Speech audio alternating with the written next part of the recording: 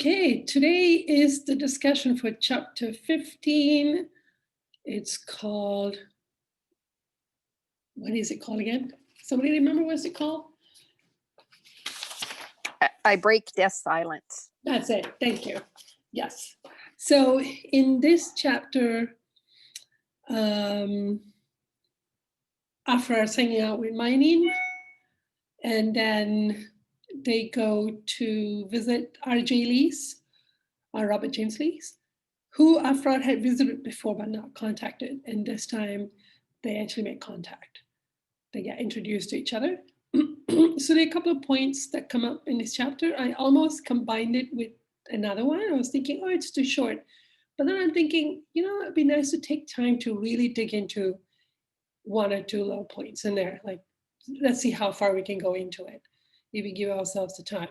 And so that's why I decided to leave it.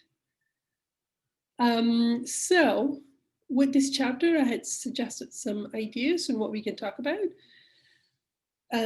This conversation Aphraar is having about Mainin's attitude of wanting to take the time to take Aphraar to visit the medium, to make the introduction. Like, it seems like such a menial job. And so he's a bit kind of trying to reflect on how much effort Mainin puts in. So there's reference to page 150. Jesus say, he that is the greatest amongst you shall be your servant. And Aphraar is referring to Mainin. For this work, so far as the agents and methods he employed were concerned, he accepted responsibility, and being a mission rooted and grounded in his love to God, working through mankind, his fidelity was such that the service must needs be love's perfect offering. So what does that bring up for you? And what could that look like for us? In terms of living from that kind of place. Jill? The biggest question that I had, I think, throughout this entire chapter was, and maybe I'm focusing on the wrong thing, but I guess their soul condition, like as far as, like what sphere are they talking from? Like, Mainin is a celestial spirit. He's a celestial spirit. Okay, so yeah, so so that makes a little bit more sense as far as what, like, he has his band of people that he sort of oversees. Is that, yeah? Yeah. Okay.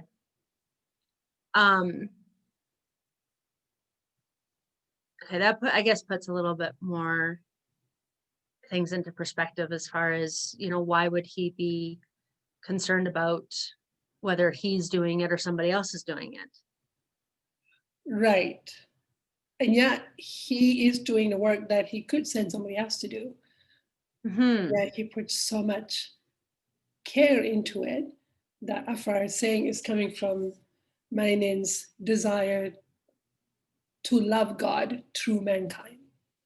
So I've been trying to decipher that sentence all week, and it's been kind of emotional, weirdly for me. But yeah, that's basically Mainin, out of his love for God, is doing this work in this manner. And because it is his loving God, he's offering love perfects, whatever that sentence is, love perfect gift, love's perfect offering. So he's trying to do the work perfectly because it's a perfect offering from love, of love. That's what I'm getting at. So Virginia? From these words, I just really felt that being of service, regardless of how small the action is, that it is of the highest calling. Okay. So that it doesn't matter that you are in the, you are one with God, or that you are in the first sphere. When you are truly being of service, that is a high calling. Okay. That's how I interpret. Yeah. Okay. I'm just going to grab my notebook here. So any offering, however small, in service is a high calling. Okay. Okay. Other comments? Selena? What really hit me with this was I really like that even as a celestial, he still has choices. Right. That we all have, like, just because you're celestial doesn't suddenly mean, oh, now you only do celestial jobs. You only do, there's certain things you can only do, or Yeah. you're above anything. You're not, like, you still have choice. I feel just really felt like throughout that, he's really very much saying, this is what I want to do. Okay. I don't have to do it. Yes. I really want to do it. I think in order to get to that place of being at one mind, you really have to feel what you want to. If you're doing it out of duty, you're not going to approach the enlightenment. That is what gets released from you. Yeah, right. Yeah. So actually, that's a sign of being, he's not, like he knows God will love him. Yeah. Regardless of what he chooses to do, as long as it's in alignment with God's love, it's all good. Yeah. Yeah. Yeah. So he really wants to, not only that, to him, everything he's doing is because he is expressing his love for God. He's actually giving he's like, God, I love you so much. This is what I'm doing in that expression of love to God. Like, it's not even about receiving love, it's giving love to God. Yeah, because I think when you're growing towards that place, you often feel in yourself that I have to do this and I have to do that because that's what God wants. Yeah, like that feeling of being overpowered. Yes. It's just kind of sort of neat that the more powerful you become and the more advanced you become, the more autonomous you are, in a sense. Yes. You really like that idea. Yeah. I really like that. Yeah. I think for you, there'll be some work about releasing the feeling of to a feeling of I want to. Yeah, exactly. Because he really sees him as like a big shot, Aphraar. Oh God, yeah, I do too. Oh yeah, it's like, whoa, you are just so, like, I can't even believe you helped me at all, much less you're gonna do this with me. Like, just the fact that you're beside me is just, like, I'm just awestruck by you all the time. Yeah. I mean, if these guys show up in their full rate, I mean, they can't show up in their full radiance, we'll actually die. But if they show up, in 1/10 of their radiance, we'll be like, you even know I exist? This is too much for me. Like our worth will be so challenged. So, and in fact, what Jesus had said is that the highest among you will be your servant. Yeah. And not only that. Yeah. Manan is approaching us as a servant, and I mean, geez, I cannot accept that. So whatever my guides are doing for me is behind the scenes. Don't let me know what you're doing, because then I'm like, oh, too much, just too much. Yeah, I'm not nearly worthy enough for that. That's too much. Yeah. Joe? I had a thought while you guys were talking that on that statement, the greatest among us will be our servants. Yeah. Not quite word for word, but it's almost like once you reach that celestial plane, that it is your duty to now teach the lower levels. Mm-hmm. And that's kind of the feeling that I got from but it doesn't feel like a duty to them. I don't mean a duty as far as you have to do this. This is they want to do this. Like they have reached this level, and now it's like passing on their wisdom. It's like, okay, now Yes. I have to pass on my wisdom, and I have to whoever wants it. And well, Aphraar wants it, so I can pass it on to Aphraar. And that's kind of the feeling that I got, that it's like this is part of being a celestial spirit, is being able Right. to pass on your knowledge. And You as know, far as God's laws, it's like, this is, you have to. You'll want to, believe yeah. me, you'll want to, but you have to do it. I think because the more you approach those spheres, the more you have to become who you really are. Right. And who you really are is very, very passionately gifted in some unique way that feels really good to express. It's kind of cool. Yeah, exactly. And Yeah. also,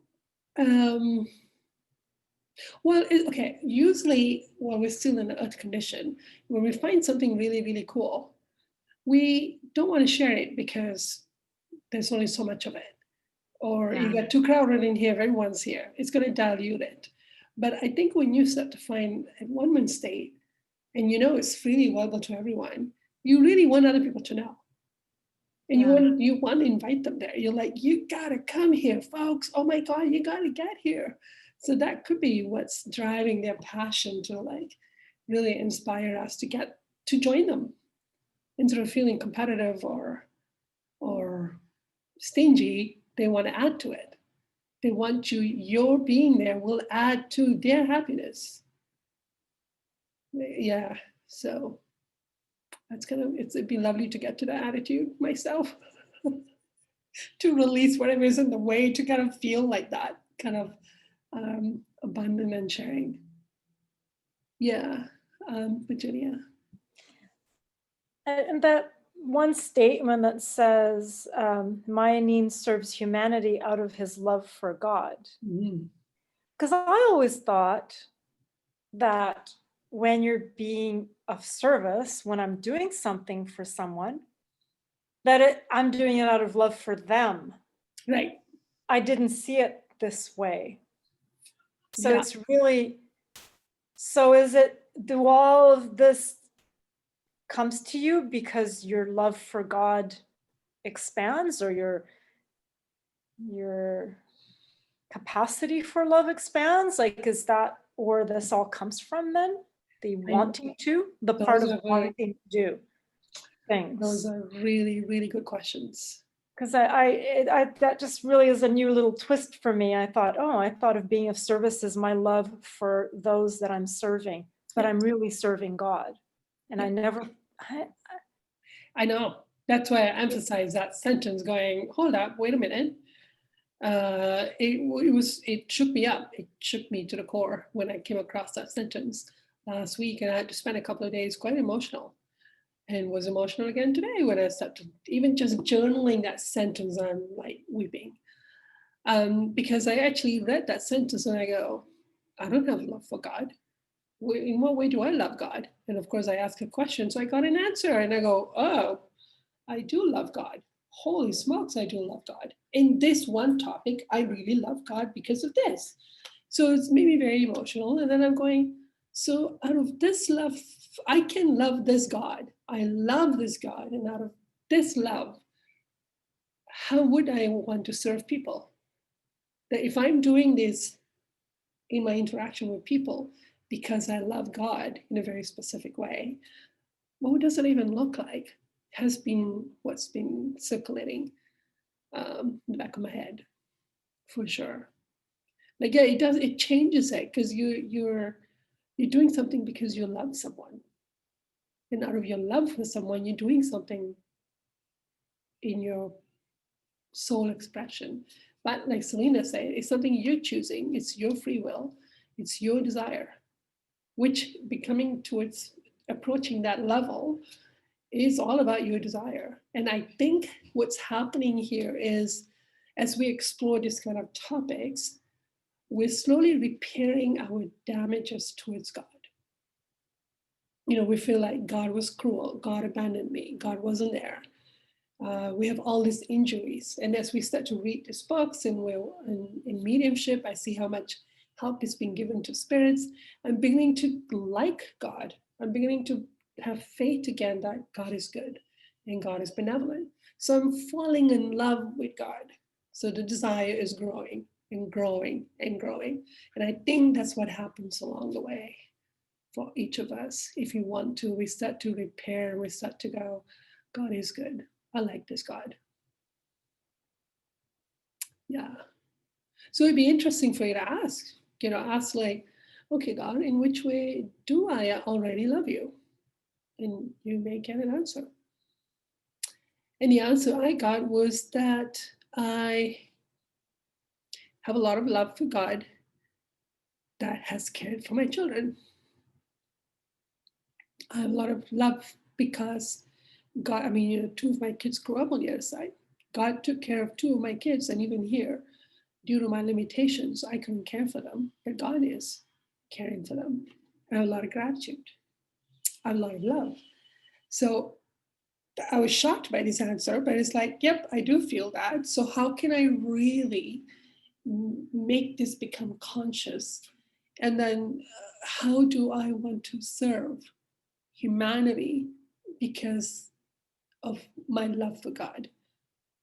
So I'm trying to expand on it and grow. And I think this is how you start to grow your passion for God, which is a key part of enlightenment. So it's something cool to explore. But I have so much gratitude to God for caring for, well, her kids, but my kids. Yeah. So, and these books are helping me repair ways in which I've been damaged in my approaching and loving God. And hopefully that will open me to receiving God's love too, because I'm not very open to that.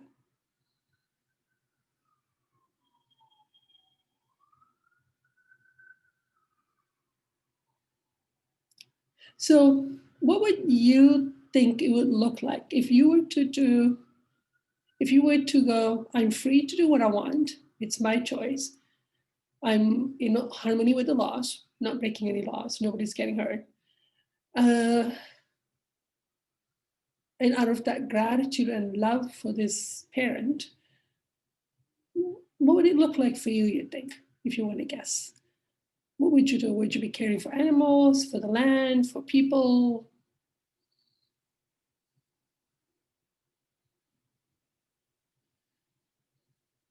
Jill?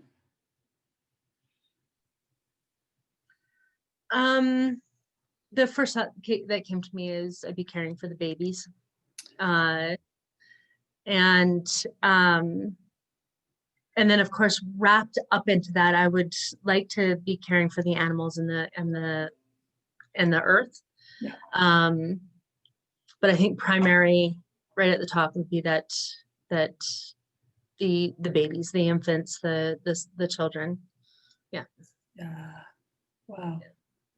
And how does your love for God drive? Like, how did that tie into, because I love God, I will do this? I haven't figured that point out yet, but I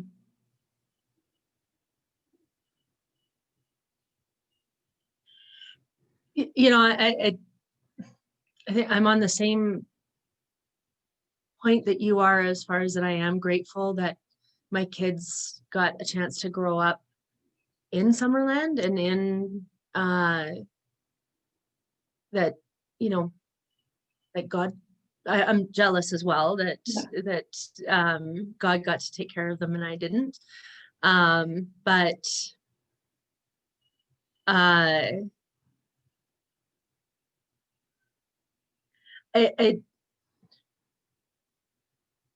I don't know if I could express it right at the moment, but it's, yeah. There's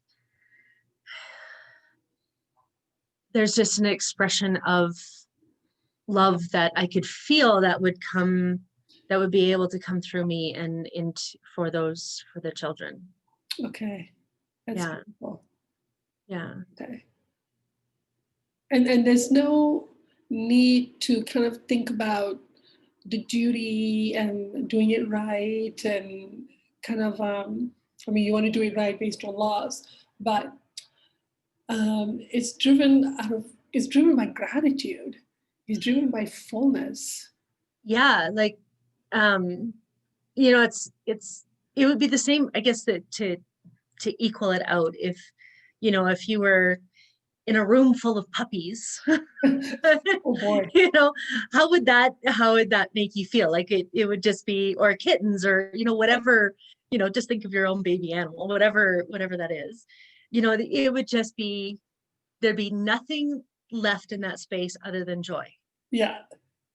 Like there's no judgment, there's nothing. It's just that whole space is just filled up with joy. Okay. And that's how I think it would feel caring for them. It would just be straight. That's a clue right there. Yeah. I don't know, like, to answer the other questions as far as within the laws and how it would work and all of that, way over here. But you want to figure it out. Like you want to figure it out. Yeah. You desire to figure out, how can I do this right? Yeah. Because you care. Yeah. Okay. Absolutely. Wow. Virginia, do you have any idea what that would look like for you? If you had a lot of gratitude for somebody and you have a lot of love for that person, and out of that love, how would you want to express, kind of like paying it forward kind of thing? What would that look like for you?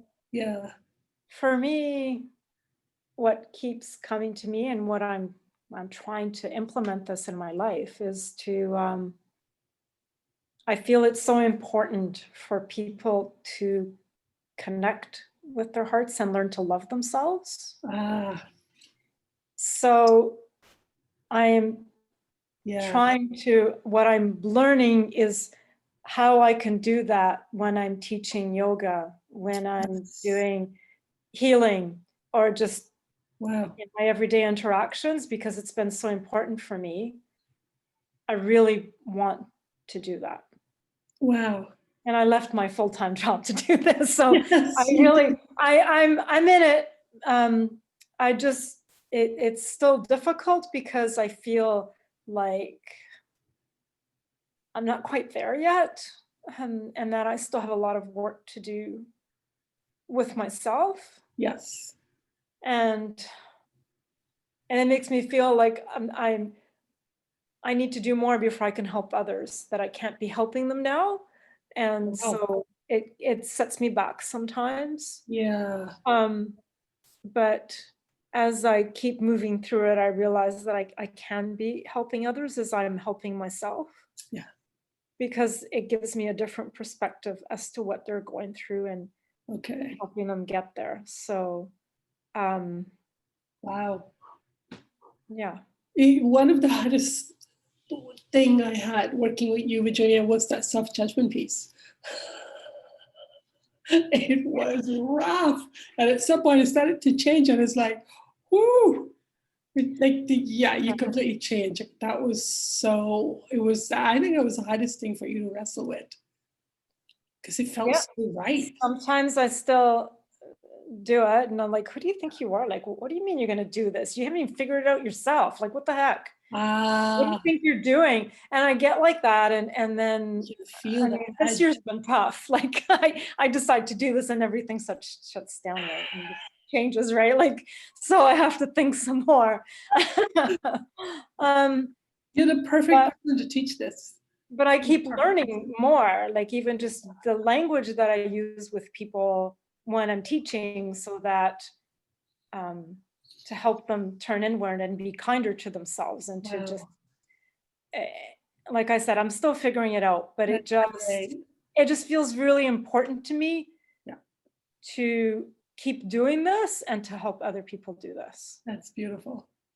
And it would be, I mean, when you've had that much emotion towards yourself, then as you sort it out, you get really good at finding all the nuances about it. You actually become really good at teaching it. Yeah, because now I can actually like I'm starting to feel it from people, even if they're not saying, just Yeah. from being in their presence. And I think, oh, like I just want to give them a hug, which I can't right now, but you know what I mean? But like, I just, I can feel that tender spot that they're at, like, and I just think, oh, like, I can feel their judgment towards themselves. And even though I still have that, I am like learning, and I want to continue. That's okay. I think this is it for me. This is what I want to be doing till the day I go off into the next world. Yeah. Selena, do you have some ideas what that will look like for you? Well, that's interesting because, of course, you're spending all your time just trying to find some of your own junk in injuries. It's like, what would I do for others? I don't know. But one thing I really like is feeling like, with my clients or anybody, like feeling their guide, especially people who aren't connected, and kind of feeling, what does their guide want? And if they give me some kind of vision, or with my guide, they all work together. So cool. Like I'm fascinated by that, because sometimes I'll really get a hit on that in the mediumship group. How, oh, wow. Like everybody got a little something out of that whole interaction, even with the person that somebody felt that was channeled. And it's like I don't know, I really have a sense of it. Are you like a networker? You're probably a networker. That's what it feels like a networker. Oh, that guy. Your guy, come on. Yeah, they're all kind of, that would, and then once in a while I kind of really feel it. And I just love it. Like I feel like I'm unraveling this thing. That's beautiful. And I just really like it. It's just, and even with my clients, I find that kind, because they're so non-cognitive, that sometimes I can feel what it is. And if they come into a crisis, I can feel where their guide's at, and then kind of help where the family, like I've done that. Beautiful. Because they're making decisions that are hard. And I don't know. I just feel like that's the person's guide is helping me to say the right thing. But because that they need to hear. Passion for it, I think because you're passionate about it and you're bringing it into consciousness, people would actually maybe have an easier time feeling their guides because your awareness of it. Yeah. I've had the strangest things happen. People sharing stuff with me that they'd never even talked about with their family. Yeah. And they're in advanced dementia. Like, well, somebody's encouraging you to talk about this, because your openness to it and your desire for it makes it become like this. That's not a big deal. It's not a big deal that you can feel your guides right now. But so how do you feel that? How is that an expression for your love for God? How is that? Yeah, I've never really thought about it in that context. Yeah. Because it's a very soft place to feel like, oh, I do love God. I didn't even know I did. And boy, that's a very soft place. And I can't walk around like this. Shut it down, which I'm not thinking. I don't want to shut it down. I got to figure out how to live with this feeling all the time. This overwhelming feeling. Because I had a judgment that I didn't love God. So try to see if you can find. That's a good question, because I've never really thought about it. Like it just feels like a service, and it's but it's fun. And it's fun. Like it's fun. It's like, and like I said to Sai the other day, so weird, I go to a client and I just say stuff and they connect to it, and it's weird. That is so cool. But it's not weird, because I know they're just helping me connect, because sometimes people get so embroiled in the care of that person that the person is so lost in their dementia that they just see them as their jail keepers. And then I come along and they say the weirdest things to me. That is so good. Yeah, it is. I like it. I mean, I do. And then when I repeat those things to their family, it makes them feel good too. Yeah. When that their parent or connected, or their spouse just connected to somebody in a real way. Yeah. And it's actually all I did was I asked. I say, God, do I have love for you in any way? Like, do I even have my any has for you? And I got an answer, and it blew my socks off. And yet I could feel it going, oh yeah, no, I do. And cool, I do. That's Do have love now for it's become known. So just ask to see what you get. Like, I know how much love I feel. Wow.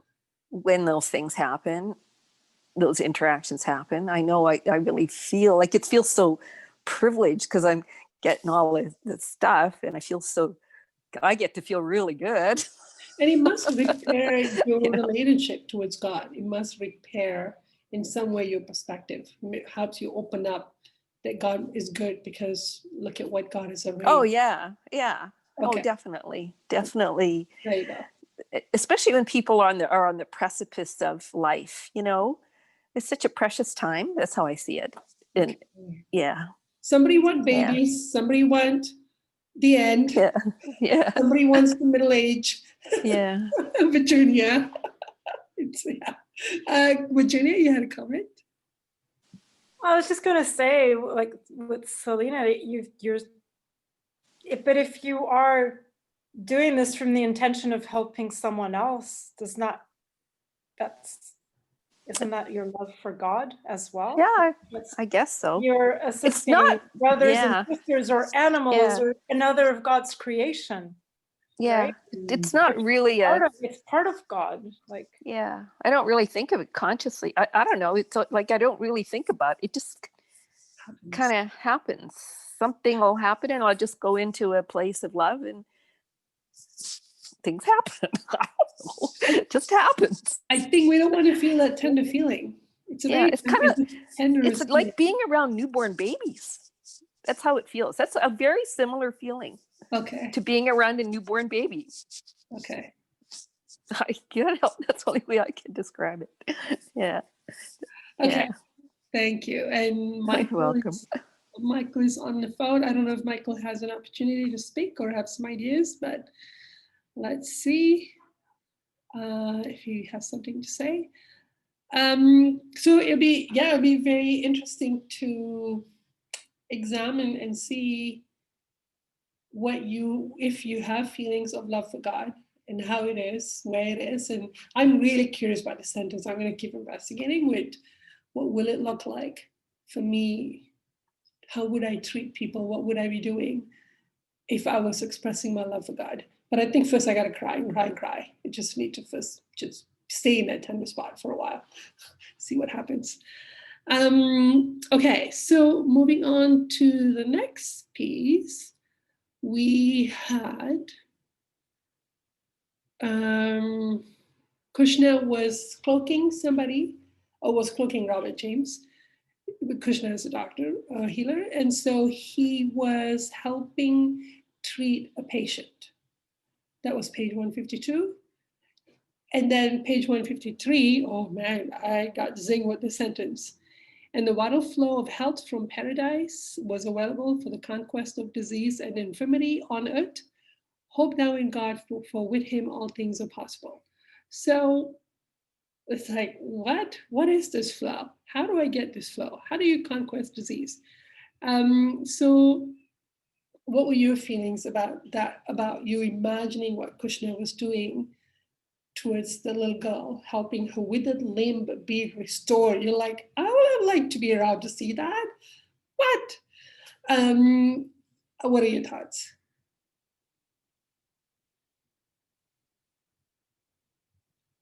Jill? Yeah, it kind of blew me away too. Like, I just kind of thought, well, can I do that? Like, can we all do that? Can we, like,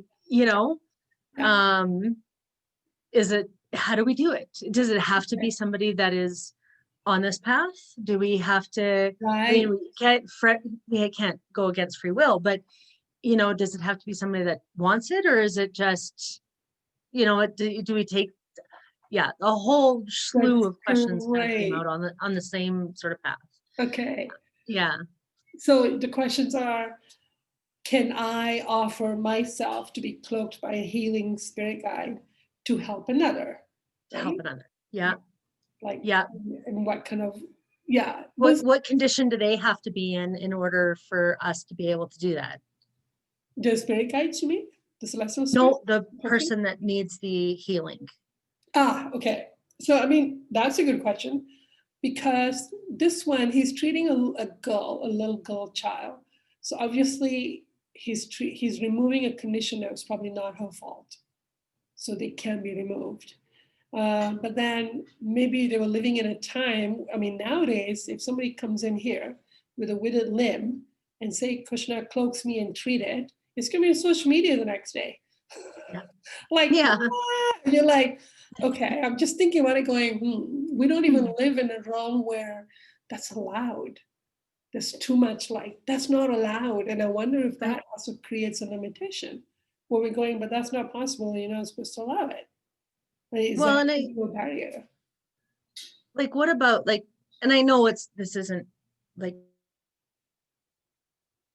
Oops. but sort of the idea that, these evangelists, they put your hand on your head and Oh, right. you're healed kind of thing, right? That kind of imagery kind of comes to mind. Right. And it's that's not real to my knowledge. Right. And it's persecuted as fake, and it's also not exhausted. I can't think of the word that I'm thinking of at the moment, but it's exploited. It's exploited as real, and it's also put out as fake as well. So like, how would this even be done to be able to do it in this society? I was actually there's a new series on Netflix called Down to Earth with Zac Efron. Yeah. And he goes to somewhere, it's somewhere in India. Okay. Or is it France? I think it might, I can't remember where it is. I'd have to look. Yeah, I'd have to look exactly where it is now. I can't remember. But it's this fountain where Mary went to ask for water, and she prayed there, and then all of a sudden all this fountain came, and this water came, and it's still been flowing ever since. So it's now like a holy place, and people go there and they take these little vials of water, and they they think it heals them. But they've actually appointed people to study whether or not people have been healed by this water, and they have cases where it actually has healed it. So I'll have to find that episode and let you guys know what it is, but yeah. I think it's Lourdes. Lourdes, yeah. And it is the one. It's the French one. French, yeah, and each miracle has to go through rigorous years of follow-up and rigorous kind of feedback on it before they will actually claim it to be a miracle, because they're very invested in having miracles, but they're very diligent about, which is good, about it really being, it had to be a miracle because there's just no other explanation. Got it. Well, it's really neat. Your emotions, you're going to. I mean, that has to be a part of it. Your willingness to feel emotion, and also faith. I think this is about faith. It would be for sure about faith. I mean, it's all under this church that is there, the Church of Lourdes or whatever it is in Lourdes, or Lourdes. But I think that would almost have to be how it would have to play out, where it's like, okay, yes, we did this healing, but it wouldn't be, you can't market it, or you can't not market, but you can't say anything to the fact that it's a miracle until we've done this scientific investigation to back it up. But it doesn't have to, I mean, why is it a miracle? Like what Krishna is doing, it's not a miracle. I mean, it will look like a miracle, I guess, but he's following all of God's laws. It's very, very scientific for him. Like there's a structure. The guides that we're going to have, that if we allow them to cloak us, are trained in that field. That's their field. Kushna But is in doctor. today's world, Right. like in today's world, we would have to abide by at least some, I think anyways, that we would have to abide by some structure that we're in right now, as far as Even we limit it. We limit then, allowing yeah, ourselves and our children yeah, from being yeah, healed. That according to guides is very scientific, but according to us isn't. So we will block it. right. And that is the real issue. We will block it. Yeah. So in order to allow it, how would we allow it then to, and then we'd have to, yeah, there would have to be some sort of structure around it to be able to allow it. Yeah. And some kind of a faith, surrender, and I guess emotional processing, like the people have done. Usually by the time you get to the miracle, you already processed quite a bit of emotions. And then it was just that a few things left at the end or something. Like I see that a lot in my practice, that people have already gone through a lot of experience, and by the time they show up here, they've already gone through this whole process. They just needed that 2 or 3 last little things and information, and then that's it. They've resolved it. Or with some of them, they don't know anything about it. So then I'm watching them year after year processing and working through it. So I've seen a whole bunch of different mixtures, but usually I ask them about, like, what have you been like? Well, it's been this very emotional, blah, blah, blah. And I'm going, well, okay, you're at the end of it then for this one issue. Obviously, something's going to fall into place and resolve it. But then it may look sudden. Yeah. Yeah. Virginia? What about desire? What about just having the pure desire to want to do the healing? For the patient or the medium or the guide? Well, so if Krishna wants to heal this person, it has a pure desire to heal this child, then the assistant comes in because it's a pure desire, and God, brings the assistance to you so that it can be done. Okay. Do you think that is part of it? Because I know it has to be faith as well, but yeah. So Krishna has faith and desire. Krishna has desire to heal, but Krishna also has faith that God is going to come through and do the healing. So that's, I think, is what's happening. And then we have a medium that's willing to step back and allow the cloaking. So Robert James is pure in his desire to step back and allow somebody to come through and take over and do the healing. And then you have a child who is, from God's perspective, allowed to be healed, like released that. Though, like that was a complete healing, but every little thing that we do, where we give people truth and give them faith, give them encouragement, all those pieces are, like in the beginning of the chapter, they talk about how what you think is just a simple little moment, the whole world turns on those mundane, insignificant events that end up being very significant. So, but desire is definitely, at this level, we are the mediums that can allow somebody to cloak us to heal another if we want to do that.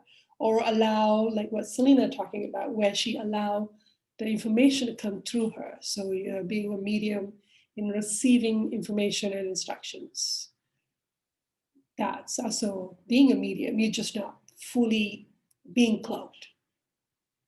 But in this example, Krishna is fully cloaking the medium to do the healing.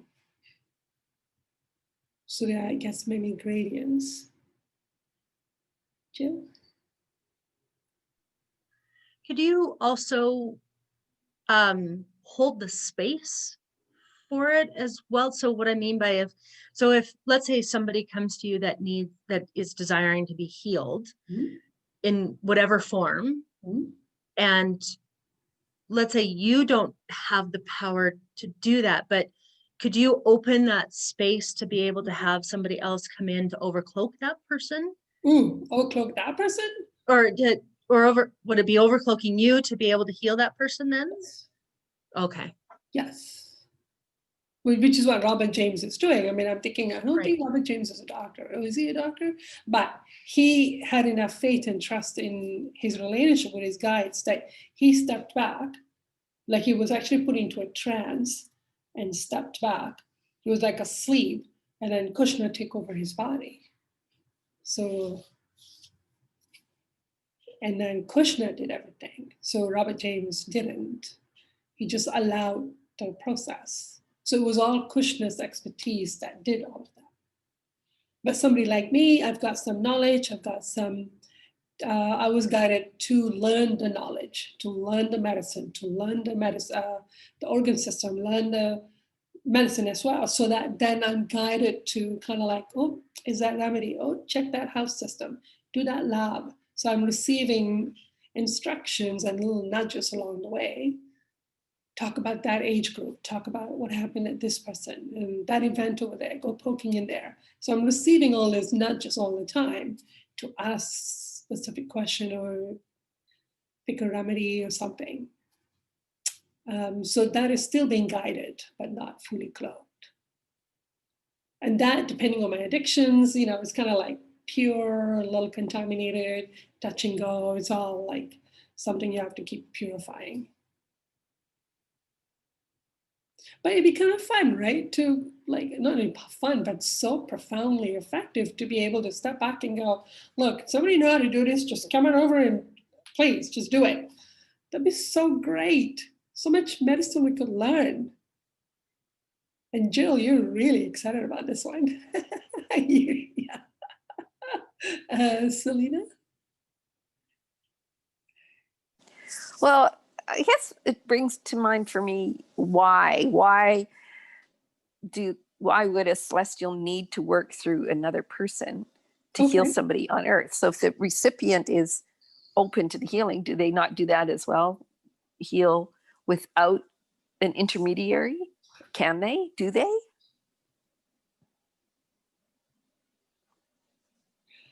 Somehow there needs to be a physical agent for some. Doesn't it? Yeah. There does seem to be somebody that's in the flesh facilitating. That's a really good question. I mean, we're being healed by our spirit guides all the time, obviously. You know, they're helping us get to some emotions, and we get into the childhood stuff. And if you're sensitive, you can actually feel them removing things from you. Sometimes I feel like something is being removed from my spirit body right now. Something icky is being taken out of me. That's healing. They're healing. And I feel like they're actually they're able to, they're using God's love to heal. Right. You, like it's like they're also a conduit of God's love. Yeah. Now that you're open and you have healed an injury, because God heals you, really. Yes, that's right. So they participate in that action. It's just find it all kind of interesting. Because we've all heard kind of different things in regards to healing, and like Jesus says, well, I couldn't heal anybody unless they had that faith to be healed, like the faith in God, and to allow. Otherwise, I couldn't really do anything. Yeah, that's right. But I think they all had a faith in God, like a faith. I think. I'm beginning to go there now slowly as I work on my superiority and arrogance addiction and all of that. I'm beginning to relax and go, you know what? God is a doctor. It is God who's going to heal you. I'm just going to sit back here and hope it can happen. Is there something you need from me? But ultimately, it is God who's going to heal the person. And it's helping me relax. It's helping me to just step back and go. And I get to watch. It's going to be good.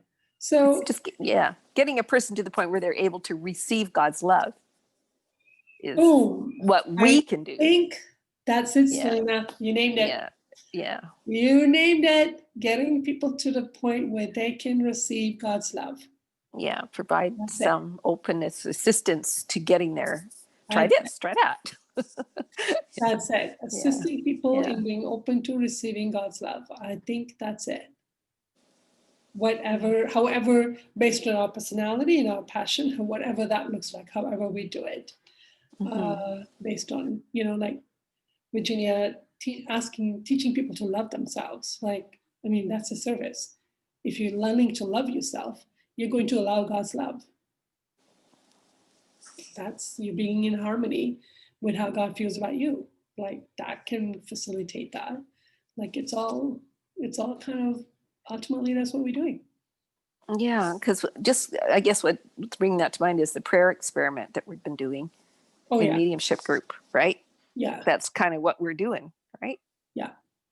Yeah, Getting people to receive God's love. yeah, yeah. That is a fun thing to do. Hmm. Maybe that's mine. I think that's mine. I mean, I think we're all doing that ultimately in some expression, but Yeah, I think you're right. Thank you. Okay. So, boy, we like this topic and quite a lot of questions here. Now, page 153, point number 3 here. Mining gradually assumed a grosser and physically tangible form in which he stepped forward and greeted his agent. And then page 156, can you hear me? I asked, but my voice sounded strange and hollow, even to myself. The sound of my own voice startled, almost terrified me, and I shrank back from the clear response with the indescribable feeling of one who, for the first time, looked upon a ghost. So, what is going on here?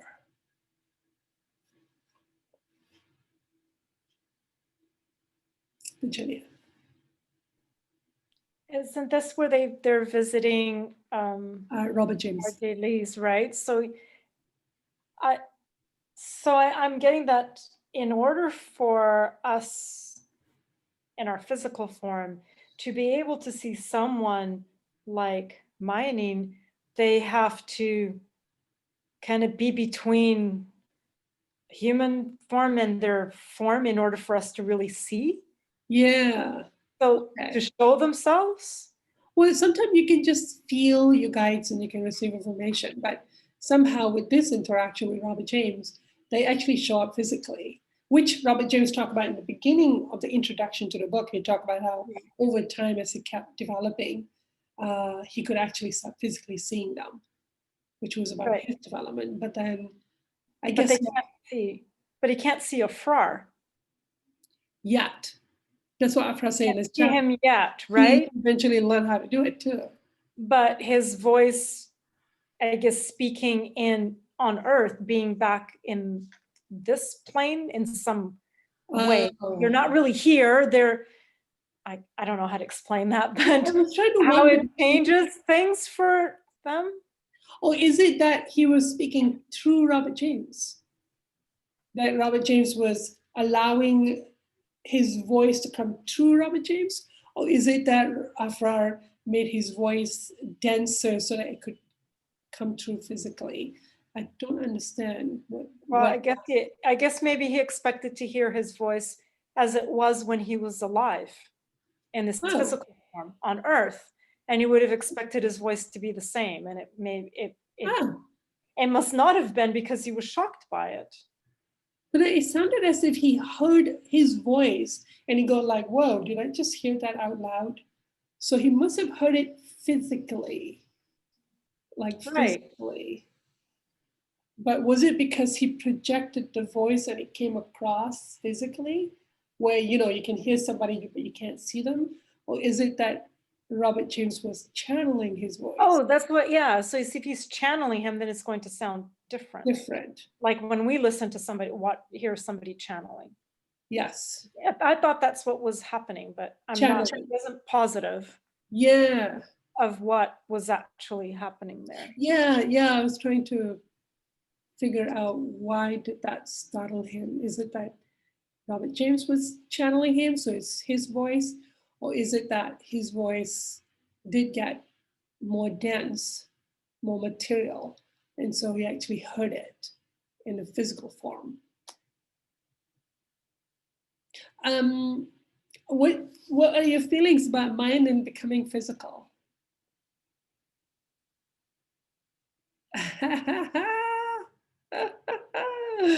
What would that be like? Because celestial spirits can materialize, like Jesus did in the first century. He materialized, right? He took on a physical body. So what's that like for you guys? Virginia? It's exciting. Okay. It's exciting. I don't see spirit that well. I can see colors. I can sometimes see outlines. Once in a while, I will see a face. I will actually see, but it's never really defined. Okay. So this just excites me because I really want to see my guides better. You do? I Okay. see them. Yes. And more, yeah, a physical form. I have seen one, her face is been imprinted in my brain. I saw Wow. her because a medium channeled her to me, and she didn't really speak, but I saw her. Okay. And so that was like, what a gift. Like I just broke down in tears. I just cried.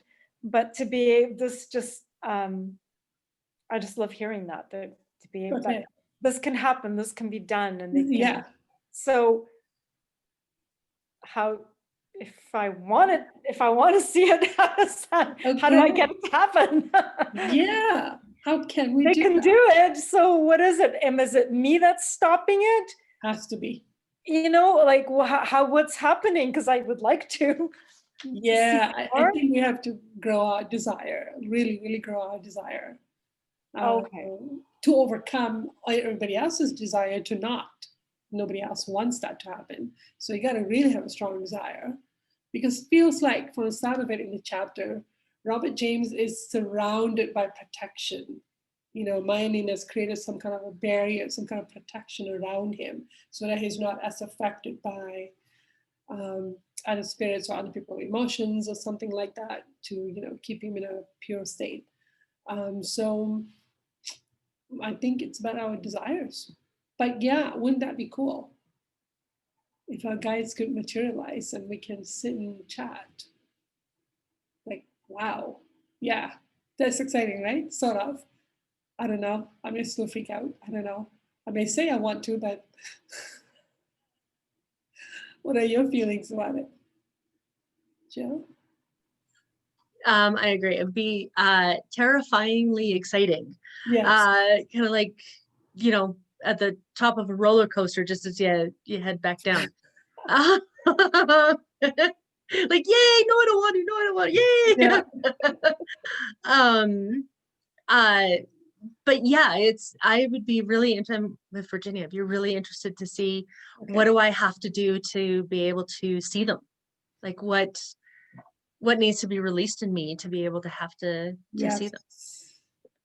Yeah, what desire do I have to grow? What faith do I need to develop? And what blocks do I need to release?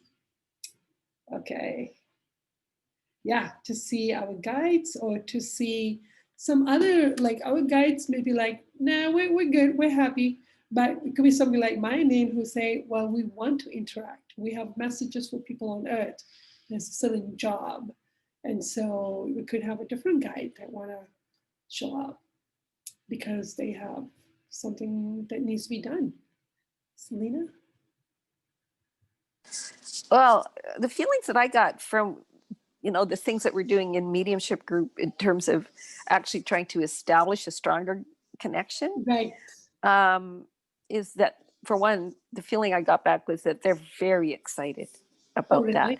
So you get Robert J. Lees, who's probably a natural medium, I would think. So he could, and there are people that do, they see spirits and they see all kinds of spirits, good or not, you know, and it's kind of terrifying for them and not necessarily even something people want. And they can just do it. And I'm thinking, man, I'd love that, but that's what I think anyway, but lots of times they don't. So, but the impression that I got is that when you're not a natural medium, just learning how to do it, how valuable that is. If you ever do get to that point where you actually could see a spirit in the flesh or see a guide, even and when we pass, how valuable that could be in terms of just bringing everybody, like just thinning the veil in terms of now you will be able to guide someone and teach them because you've done it as a person, gone through a process as a human to make that connection. So when if you could actually then now teach it, it would just sort of expand that whole probability of us to get to the point where now lots of people are doing it. Yeah. Almost, to get to there where, and it becomes a very acceptable thing and so little kids that do it, it would be encouraged, and there would even be people to know how to teach them. Yes. To continue and grow in that skill or in that gift, right? Because I know I've got grandchildren that see spirits. And we have yeah. I think it was in the last chapter, they were talking about how Earth's desire has been for the drama of it all. They just want the drama and just a little bit of cool information, but no one's had strong desire for the spirituality and the truth about it. So we also need to develop a very strong desire for truth. Yes, and we'll attract the right spirits. And maybe the problem with seeing our guide is just, well, if you see your guide, now you're going to see everybody. Oh yeah, right. And that's not always so no. great. Like, who was it? What did somebody say? I think Jesus has a story where he's talking about he met a woman who could see spirits so well that she had to stop driving. Yeah. Because she didn't know who spirits were and who people were, and she was so afraid she was going to hit somebody. And I heard from somebody else who know that person that she actually had to start drinking coffee just so she could turn it off a little bit. Oh, yeah. You down, turn it off. And here we all think this would be a great thing, but maybe it's not so great. That's a good point. Yeah. But if it is with a focus though, and a desire for truth and a desire to be of service from love, I think that's different. But we're just like in new territory when it comes to that in a lot of ways. I'm very mediumistic. I hear them all the time jabbering at me. And then when I want to, I can see their faces. I can see what they look like. Most of them I don't want to. Or they'll show me a certain face and I go, what do you really look like? And then you can see what they really look like. Like in a vision in your mind, or like actually see them in physical form? Vision. Yeah. Yeah. So it's already there. Yeah. I feel their emotional projections. Yeah. Quite a bit. So I'm trying to grow a desire to only feel, not to only, but to really feel God's feelings, because they're constantly happening at me. And I'm like, I need God. I need to talk to God about this. I want God's feelings about this issue. If you're going to yammer at me, God's going to join the meeting. So I'm really trying to grow that desire of getting God's feelings. So that's helping to counter that other stuff that's always coming at me. That I'm also trying to feel so that I can heal my own injuries about it. There's quite a bit of, we need to develop some ideas and strategies and technologies about this. You're right. Jill. Sorry, just on that note, it did say in the book that like a protection barrier had to be there, because when God opens that door, between the worlds, like between Earth and the spirit world, anybody can go through. Well, but that is already happening. That's what the chapter is about. It's already happening because our desire for just the fun, interesting stuff, it's already there, and we're attracting spirits who know just a little bit, but are not yet very developed, who are then confusing the waters. Because it has been opened. It's already happening. That's what's, Michael. Virginia? And when there's different ways that mediums channel, is there, I've heard that there's the ability to channel where it actually almost forms a physical form rather than just speaking, because there's a way of channeling where you hear the spirit's voice, not the voice of the medium. Yes. Okay. See my reaction. I know. Thank you. I thought I quite like that. I like that. I like that channeling. I really do, because then you're hearing the spirit. Well, what's it like when you're watching Mary though? Like you can feel when Mary's channeling somebody in the Divine Truth collection there, that you can feel the personality coming through though. Like Mary's really good at that.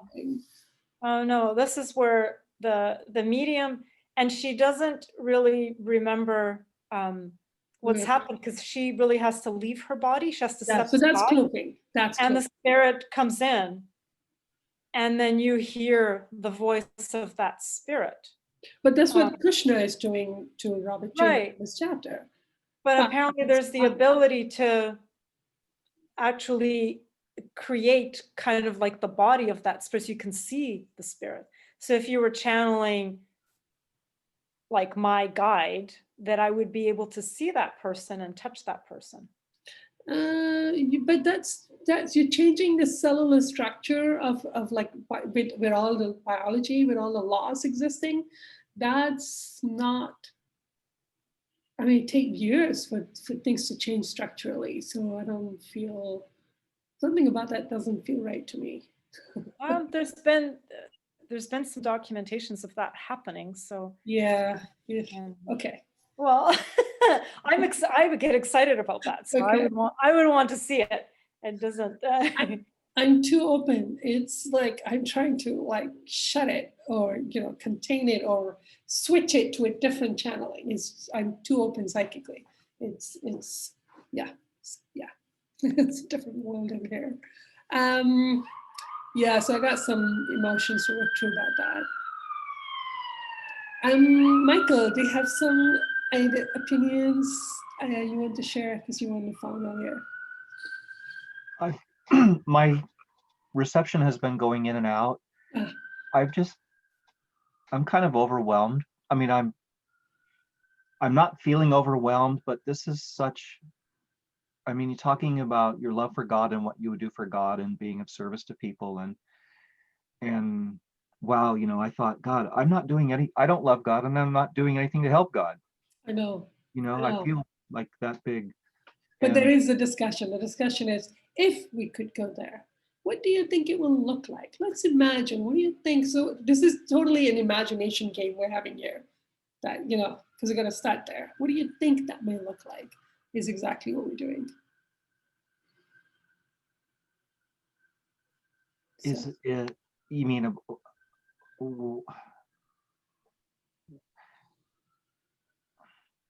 I've felt closer to the actual feeling of gratitude and of feeling God's love and just wanting to love other people that way. Oh, wow. Wow. Well, that's something. Okay. You want to love people the way God is loving you. No, it's not a desire I imagine holding, but it's because you feel the love in you. You feel that love that wants to extend itself to other people. Wow. And so it just feels right. Like someone else was talking about the feeling of channeling. It's peaceful and it feels right to love someone in the same way. Oh, wow. Okay. That's quite lovely. I think that's it. Like if you keep expanding on that idea and expanding on the imagination, because that's how I'm create a safe space for myself. Like I'm just imagining what would it even look like, and that allows me to desire and creep up a little bit, dip my toes into some issues or some desires, and then. I got scared when you said imagine, because that's like one step closer to making it real. So. Yeah. And we get to do that. We get to be that. We get to do that. I mean, eventually, when we get to celestial spirits, that is what we're doing. That is who we become. And I'm reminded that we have to, it's an idea that's come to me. I have to start where I am. We have to start where we are. And like you're saying the celestials are happy. I mean, I feel so small and so unwilling.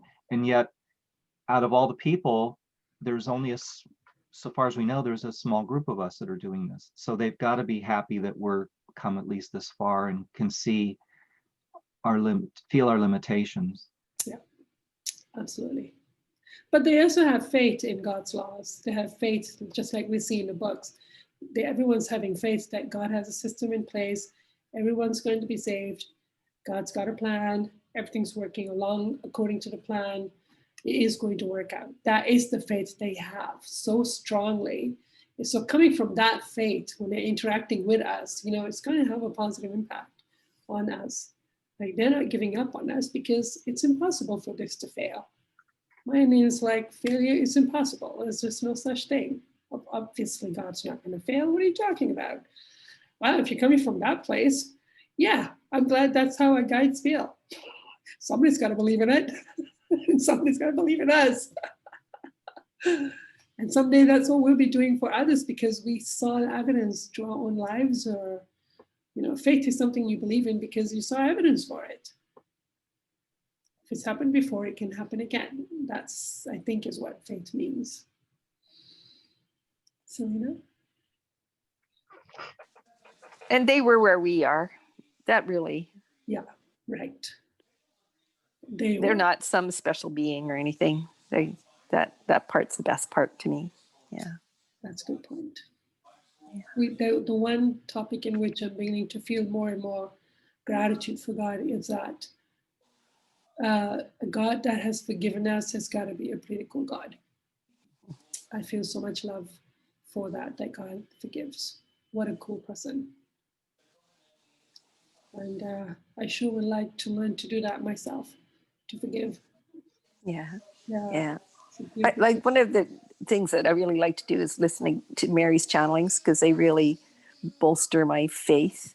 Okay. You know, like, because I think there's one where I love this one where they're just trying to kind of document the process people go through when they're going through the spheres.